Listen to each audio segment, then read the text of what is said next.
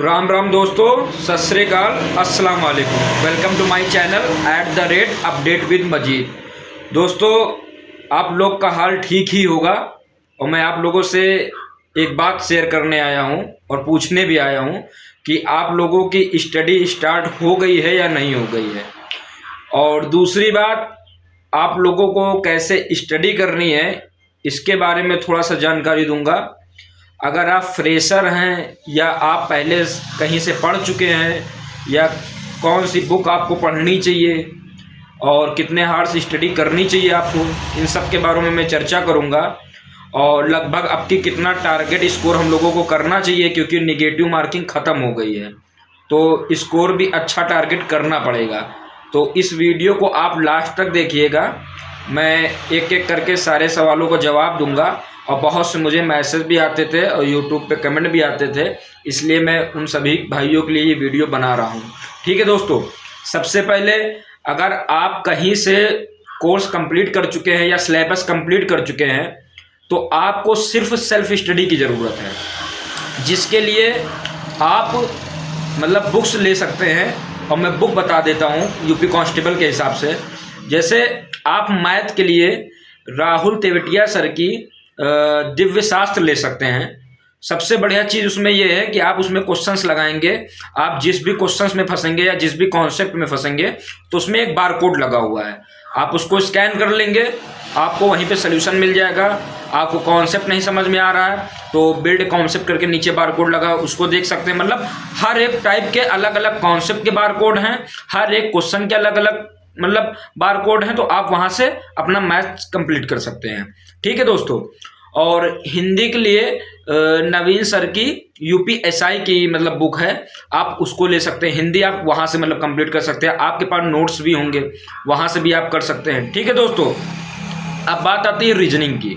तो रीजनिंग आपको कोई भी बुक हो आपके पास, आप उससे आपको प्रैक्टिस करना है। डेली अपना एक चैप्टर का टारगेट बना लीजिए, वहाँ से आपको प्रैक्टिस करना है। और अगर नहीं है तो क्या बोलते हैं, आप कोई बुक मतलब ले सकते हैं। देखिए, मैं किसी का प्रचार नहीं करने आया हूँ, लेकिन आपको बता रहा हूँ कि आप अगर पहले से सिलेबस कंप्लीट कर चुके हैं तो आपको बैच लेने की आवश्यकता नहीं है मेरे हिसाब से। बाकी आप अपने हिसाब से देख लीजिएगा। ठीक है। अगर आप फ्रेशर हैं तो फ्रेशर के लिए क्या करना है मैं उसके लिए भी आपको बता देता हूँ कि अंकित भाटी सर ने बहुत अच्छा बैच लॉन्च किया है, दीवान जी 2.0 बैच। ठीक है दोस्तों, आप उसको ले सकते हैं।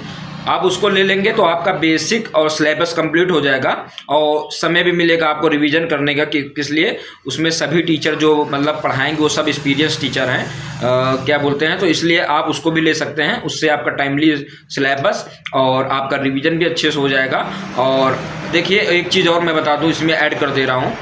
जैसे आप फ्रेशर हैं तो जब आपका 50-60% सिलेबस कंप्लीट हो जाए तभी आप मॉक देना स्टार्ट करिएगा।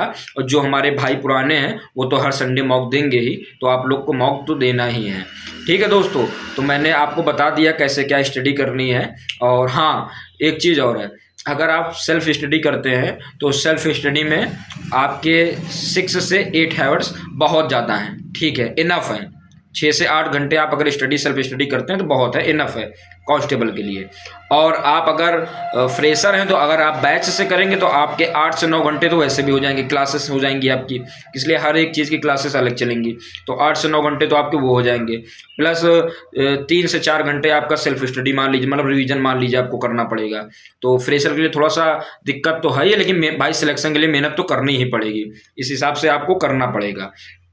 अब देखिए, मैं आपको बता दूं, मॉक के लिए भी बता चुका हूं कि मॉक किसको कब देना है।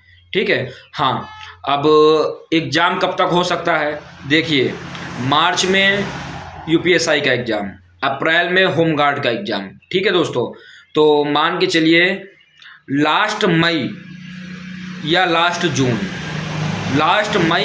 जून आप टारगेट करके चलिए, क्योंकि ज़्यादा चांसेस यहाँ एग्ज़ाम होने के हैं। क्योंकि आपको पता है यूपी में पंचायत चुनाव भी हैं। अगर पंचायत चुनाव आ गए, इलेक्शन हो गए, तो फिर ये 2-3 महीना 4 महीना और डिले हो सकता है। अगर इलेक्शन आ गए तो, अगर इलेक्शन इसी बीच में होंगे तो ये 2 महीना और डिले हो सकता है। नहीं तो आप मई लास्ट मान के या जून लास्ट मान के आप तैयारी कर सकते हैं। ये भी डाउट मैं सोचता हूँ, समझ रहा हूँ कि आपका क्लियर हो गया होगा। ठीक है दोस्तों, अब क्या बोलते हैं, कितना टारगेट आपको क्या बोलते हैं करना चाहिए, कितना टारगेट आपको मतलब बनाना चाहिए कि कहाँ तक आपको पहुँचना है। तो देखिए, पहले दोस्तों निगेटिव मार्किंग नहीं थी। निगेटिव मार्किंग ना होने के कारण भी जनरल की कट ऑफ 225 गई है। तो आप समझ सकते हैं, अब तो निगेटिव मार्किंग ख़त्म हो गई है। पहले निगेटिव मार्किंग थी फिर भी 225 गई, अब निगेटिव मार्किंग ख़त्म हो गई है। तो मेरा मानना है कि आप सभी भाई, जितने भी हमारे भाई हैं, कम से कम 240-245 का टारगेट लेकर चलिए। 240-45 आप टारगेट करेंगे तभी आपका काम बनेगा। ठीक है दोस्तों, क्योंकि आपको पता है कि पेपर अब हार्ड नहीं बनते हैं। जितने भी पेपर आप उठाकर देख लीजिए, मैंने एनालिसिस भी किया है, पेपर अब हार्ड नहीं बनते, इसलिए कट ऑफ अब 80% लगभग एबव लग रही है। तो आपको उस हिसाब से अपनी तैयारी करनी है।